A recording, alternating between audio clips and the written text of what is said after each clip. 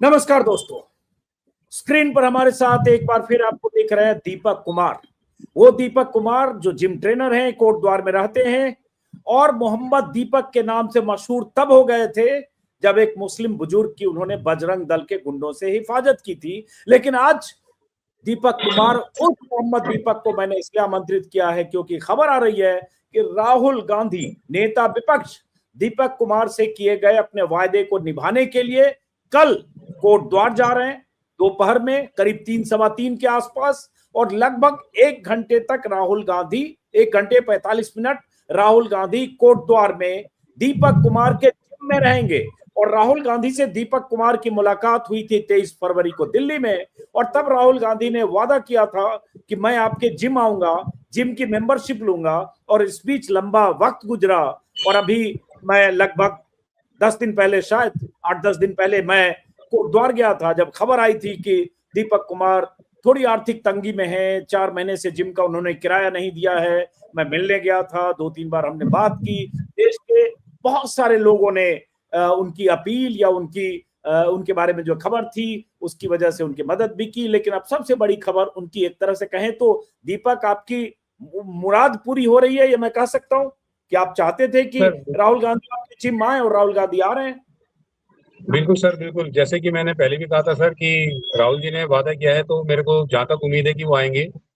क्योंकि जितना मैंने सोशल मीडिया पे देखा है ना सर, कि जितना जितनों से उन्होंने वादा किया है और वो वादा उन्होंने पूरा निभाया है। चाहे आप दशरथ मांझी जी का घर देख लीजिए, उन्होंने घर के लिए बोला था, घर बनाया है। निर्भया के भाई को उन्होंने जॉब के लिए बोला था, जॉब दी है।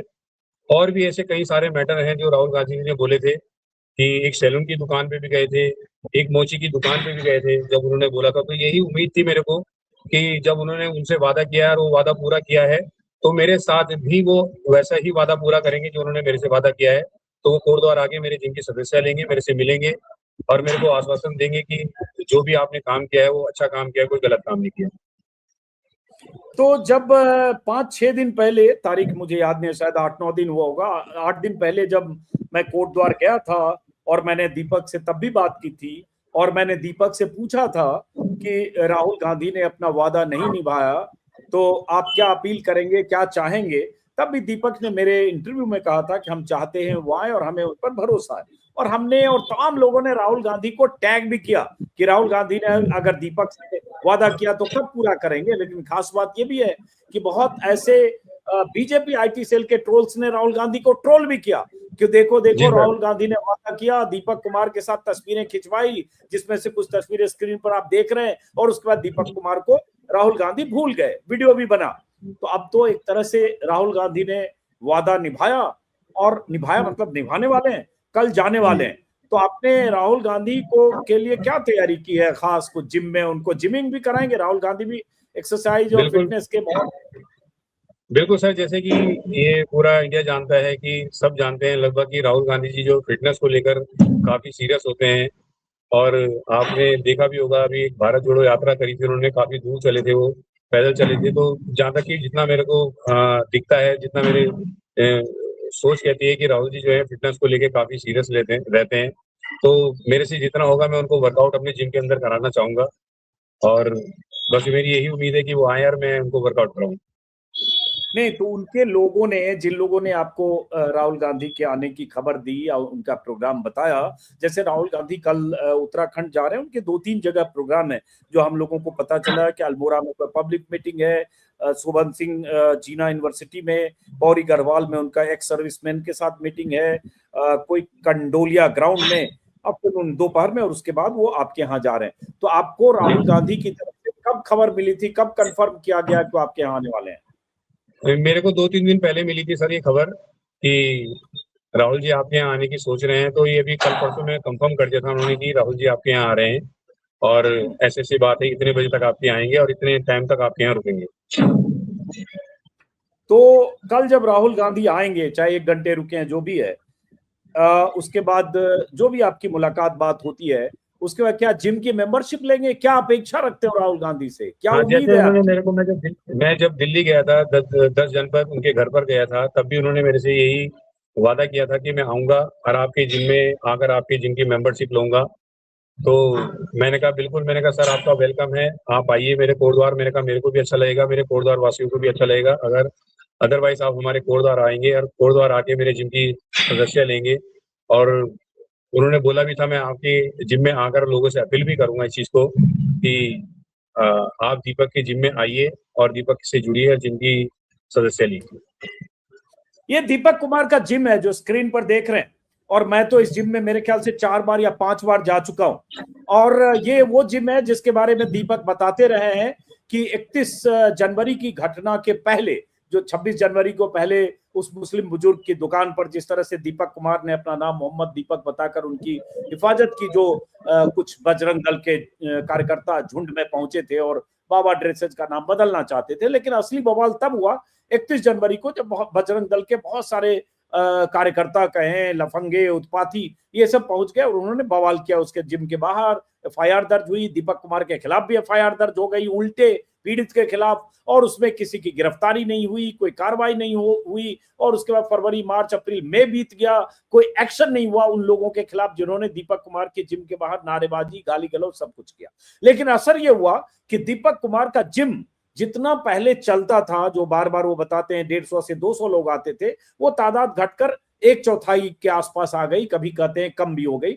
और उसके बाद हुआ ये कि जो हम लोगों ने अपील की अपने सोशल मीडिया के जरिए, उसका असर हुआ कि बहुत सारे लोगों ने दिल खोलकर दीपक कुमार की मदद की, जिसको जिन्हें लगा कि दीपक कुमार ने इंसानियत का धर्म निभाया, तो उन सबको भी शुक्रिया अदा करेंगे जिन लोगों ने बीते 5-6 दिनों के दौरान लगातार आपके पक्ष में और आपकी मदद करने के लिए हाथ बढ़ाया।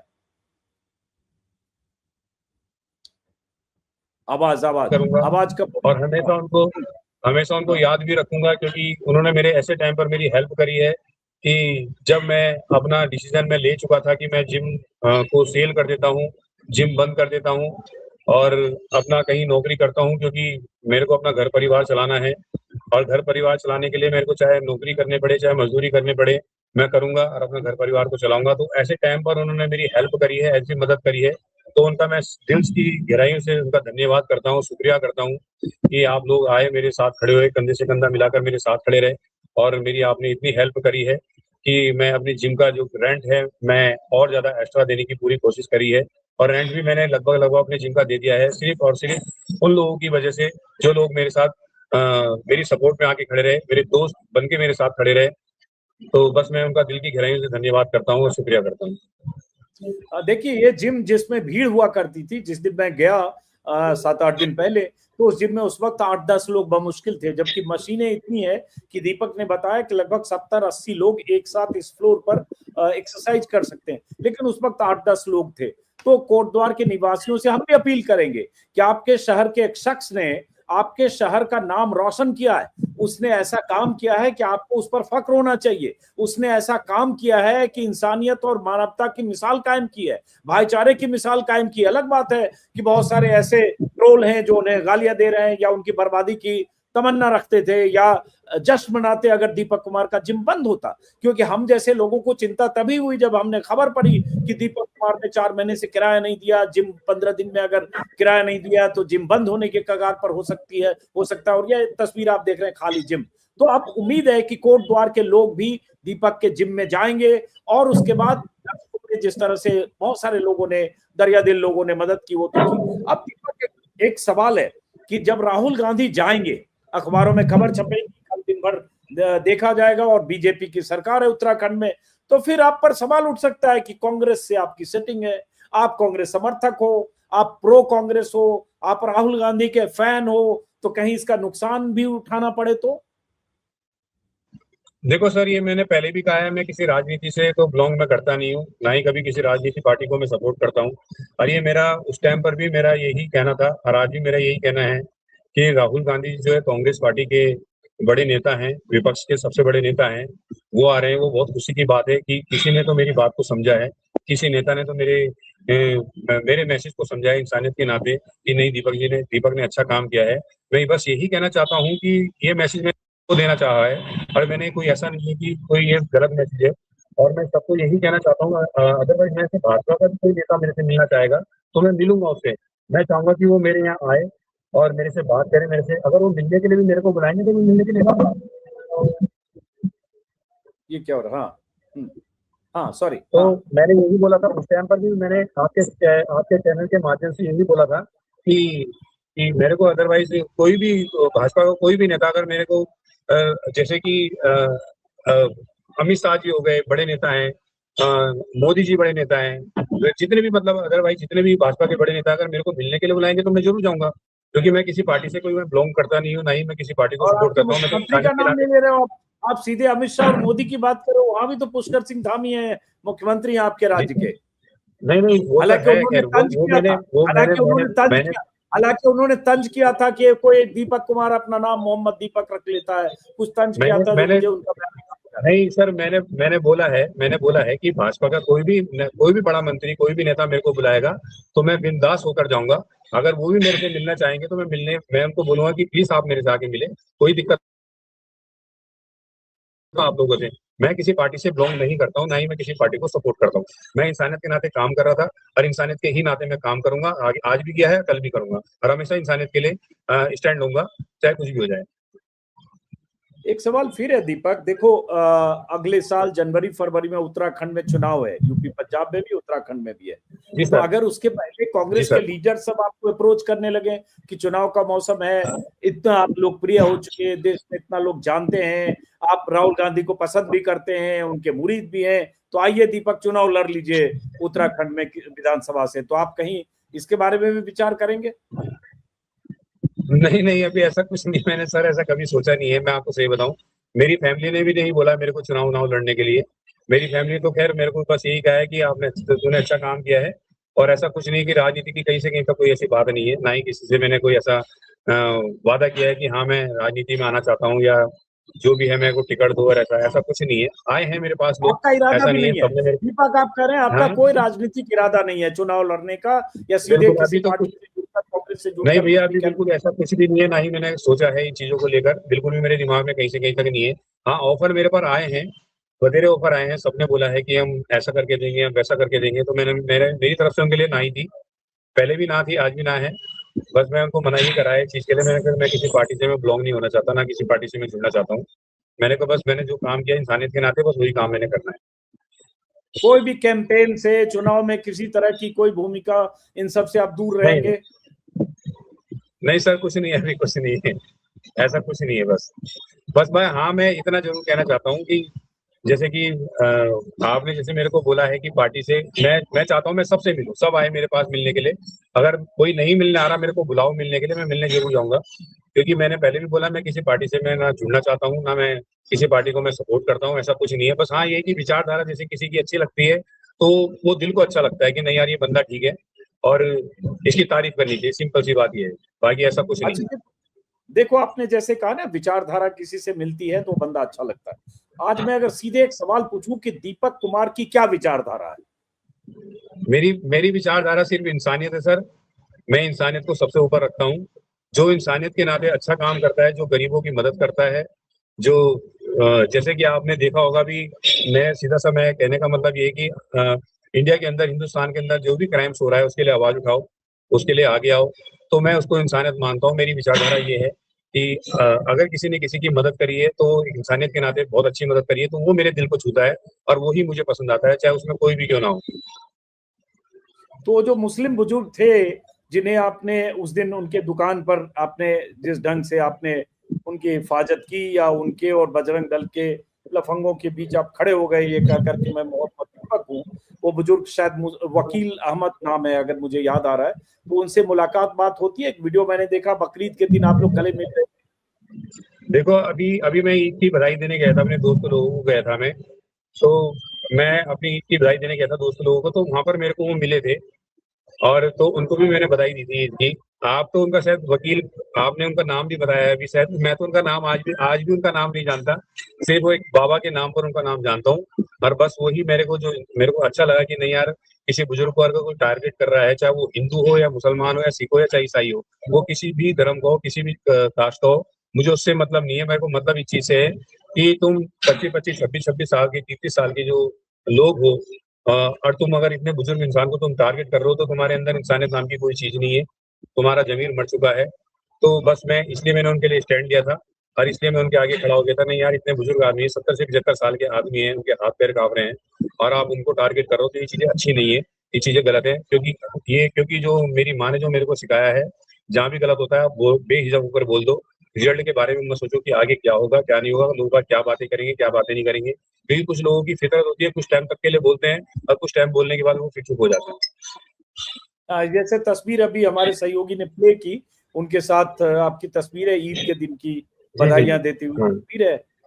अब जैसे माँ का जिक्र किया दीपक, जब मैं पिछली बार गया था, पहली बार मेरे ख्याल से 2 फरवरी वो तारीख थी, 31 जनवरी की घटना के बाद ही मैं गया था, तो मैं आपकी माँ से भी मिला था जो वहाँ चाय की दुकान चलाती हैं, और उन्होंने बताया कि सुबह सुबह वो आती हैं 8 बजे से लेकर 8 बजे रात तक 12 घंटे रहती हैं, 70 साल शायद की उम्र होगी, और अकेले दुकान पर चाय बनाती भी हैं, और 50 मीटर 100 मीटर 200 मीटर 250 मीटर दूर तक घरों में जाकर, हो सकता है आधा किलोमीटर तक भी चाय खुद पहुंचाती भी हैं। तो जब आपकी माँ को ये पता चला होगा कि राहुल गांधी कल आ रहे हैं, तो क्या अपनी माँ से भी मिलवाएंगे राहुल गांधी से, या आपका परिवार भी होगा?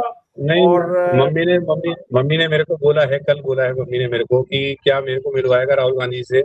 मैंने कहा क्यों नहीं मिलवाऊंगा, मैंने कहा हाँ आप तो सबसे पहले मिलोगे, मैंने कहा फैमिली को तो सबसे पहले मिलवाना है। और मम्मी बड़ा हो रही कि यार मैं क्या पहनूंगी उस दिन, मैं क्या करूंगी यार, ऐसा है वैसा। मैंने कहा मम्मी ऐसा कुछ नहीं है, आप जैसे हो वैसे ही मिलो उनसे, क्योंकि वो बड़ी सिंपल से इंसान है, कोई ऐसा दिखावा कुछ नहीं है। तो मम्मी बड़ी खुश हो रही थी, ऐसा नहीं है। और मैं आपको एक चीज और बताता हूँ, जैसे आपने जो चाय का स्टॉल बोला, वो चाय का स्टॉल पहले मैं चलाता था सर। अच्छा। मैं जिम भी करता था और अपना चाय का स्टॉल भी चलाता था। तो धीरे धीरे फिर मम्मी ने मेरे से बोला कि तू रहने दे, अच्छा नहीं लगता है, तो मैं चलाऊंगी। तो मम्मी ने काफी सालों से मम्मी ने चलाया है, और अकेले ही मम्मी चलाती है। अगर एक चाय की मंजली पे एक चाय देने भी जाना होता तो मम्मी अकेले एक चाय देने जाती है। और लगभग लगभग मेरी मम्मी की एज जो है 70 साल के आसपास है, और अब से नहीं कर रही मम्मी, बहुत टाइम से काम कर रही है। चलिए, अब आखिरी सवाल दीपक, कि कल जब भी राहुल गांधी पहुंचेंगे उसके बाद क्या बोलते हैं, क्या उनका स्टेटमेंट है, उस पर हम सबकी नजर होगी। लेकिन जब ये राहुल गांधी का आना होगा और ऐसे भी जो कुछ हो रहा है, उसके बाद बहुत सारे जो राइट विंग के ट्रोल्स हैं, बीजेपी से जुड़े लोग हैं, आईटी सेल, बजरंग दल, ये सब लगातार आपकी ट्रोलिंग भी करते हैं, बहुत तरह की गालियां भी दी जाती है। तो इस सब से कभी विचलित होते हैं, परेशान होते हैं, या परिवार वाले परेशान होते हैं कि किस पचड़े में किस देखो सर, पड़ गए? इस दुनिया में बतेरे लोग हैं, और जो जितने भी लोग हैं, हर इंसान की सोच अलग है, हर इंसान की मेंटेलिटी अलग है। कि अगर वो मेरे को गाली दे रहे हैं या मेरी फैमिली को लेकर गाली दे रहे हैं, तो मेरे को उन चीज़ से कोई फर्क नहीं पड़ता है, क्योंकि इन जैसे लोगों को मेरे को जवाब देना नहीं है, मेरे को जवाब मेरे भगवान को देना है, मेरी फैमिली को, मेरे दोस्तों को देना है, इंसानियत को देना है। तो सीधी सी बात है, सोच सोच का फेर है। जैसे इंसान की जैसी सोच होगी वो वैसी बातें करेगा, वैसा गंद वो बकेगा। बकते हैं। मेरे पास अभी भी कुछ 3-4 दिन से कुछ मैसेज आ रहे हैं, किसी बंदे के मैसेज आ रहे हैं, वो लगा पड़ा है मेरे को गाली देने में। मैंने देखा, अरे भाई कोई दिक्कत वाली बात नहीं, मैं उसका रिप्लाई भी नहीं कर रहा हूँ। मेरे को इन चीज़ों से कोई फर्क नहीं पड़ता। बस फर्क इस चीज़ से पड़ता है, अगर मैं कोई गलत काम कर रहा हूँ और वो गलत काम का मैसेज तुरंत जाएगा, मेरी फैमिली पे जाएगा, मेरी माँ बोलेगी, मेरी फैमिली बोलेगी, मेरे दोस्त बोलेंगे यार दीपक सॉरी बोल दे, तूने गलत किया है, तो मेरे को सॉरी बोलने में भी कोई दिक्कत नहीं होगी इसमें। चलिए दीपक, बहुत बहुत शुक्रिया। देखिए, बहुत बड़ा काम किया आपने। कोई जिम चला सकता है, कोई बड़ा शॉपिंग मॉल खोल सकता है, कोई करोड़पति है, कोई अरबपति है, पैसों की श्रृंखला में अगर देखें, पैसों के दम पर तो दुनिया में एक से एक लोग हैं। लेकिन आपने जो काम किया वो अपने आप में एक मिसाल है। ऐसा काम जल्दी कोई करता नहीं है कि 10-20 लोगों के झुंड में कोई किसी मुस्लिम बुजुर्ग को बचाने के लिए आ जाए और कहे मेरा नाम मोहम्मद दीपक है, जो शायद स्पॉन्टेनियस आपने बोला था। तो आपके नाम के साथ वो चिपक चुका है। अब दीपक कुमार की पहचान मोहम्मद दीपक की तरह हो गई। हमें भी कहना पड़ता है दीपक कुमार उर्फ मोहम्मद दीपक। तो जाहिर है आपने एक ऐसी मिसाल कायम की। जी बोलिए, कुछ कहना चाह रहे हैं? कुछ कहना चाह रहे हैं आप शायद? मैं तो बस इतना कहना चाहूंगा कि सर मेरे को नाम से कोई ऐसा लेना देना नहीं है, कि चाहे मोहम्मद लगा लो चाहे कुछ भी लगा लो। कि मेरा सिंपल सा कहने का मतलब, इंसानियत के नाते काम करो, इंसानियत के लिए काम करो, क्योंकि इंसानियत ही सबसे बड़ा धर्म है, और इंसानियत से बड़ा कोई धर्म नहीं है दुनिया में। और इंसानियत ही काम आएगी और इंसानियत ही रहेगी दुनिया में। बस सिंपल सा कहने का मतलब यही है। और अपने हाँ, बस ये देशवासियों को बस इतना कहना चाहता हूँ, जितने भी हैं, कि जहाँ भी गलत होता है और जहाँ भी किसी के साथ गलत कोई करता है, तो उसके लिए स्टैंड लो और खड़े हो जाओ और बोलो, बात करो, जहाँ तक हो सकता है उस मैटर को सुलझाओ। गलत को गलत बोलो और सही को सही बोलो, तो कोई दिक्कत वाली बात नहीं। चलिए, बहुत अच्छी बात है दीपक, लेकिन ये हौसला आप में है। कई बार आदमी जोखिम मोल लेना नहीं चाहता, और शायद आप बॉडी बिल्डर भी हो, तो आप एक ताकतवर इंसान शारीरिक तौर पर भी हो। राहुल गांधी के साथ अगर आप वीडियो में दिख रहे हो तो लग रहा है राहुल गांधी के बरक्स आप कितने बलिष्ठ जैसे हो। तो शायद वो शारीरिक स्वभाव जो होता है, ताकत, अब ये देखिए, तो शायद इस वजह से भी आपसे वो जो 10, 12, 15 जितने लोग भी थे परहेज कर गए, वरना वो तो फैटाफैटी कुछ हो सकता था वहां पे। देखिए, अब ऐसे किसी को लग गया होगा कि जिम वाला है तो दबोच भी सकता है। तो जो शारीरिक ताकत है और मानसिक ताकत है, दोनों आपके पास होना, ये भी आपकी एक यूएसपी है। जी सर। देखो सर, आपने जैसे ताकत वाली बात करी है ना, मेरे को, मैं ये जरूरी नहीं कि मैंने अगर अपना शरीर बनाया है, मैं काफी टाइम से वर्कआउट करता हूँ, एक्सरसाइज करता हूँ, तो मैंने शरीर बनाया है, तो उसको मैं कहीं गलत जगह भी यूज करूँ। जहाँ पर मेरे को लगता है कि हाँ मेरे को इसका इस्तेमाल करना चाहिए, तो मैं उसके लिए आगे हमेशा खड़ा हूँ और आगे भी खड़ा रहूंगा सर। चलिए, बहुत बहुत शुक्रिया। करने से पहले एक बार मैं दर्शकों से फिर अपील करूंगा कि स्क्रीन पर आप देख रहे हैं, ये हल्क जिम नाम है। हालांकि जिम की स्पेलिंग उन्होंने अपने हिसाब से ZYM लिखा है, हल्क जिम। ये उनके जिम का बार कोड है, QR कोड है।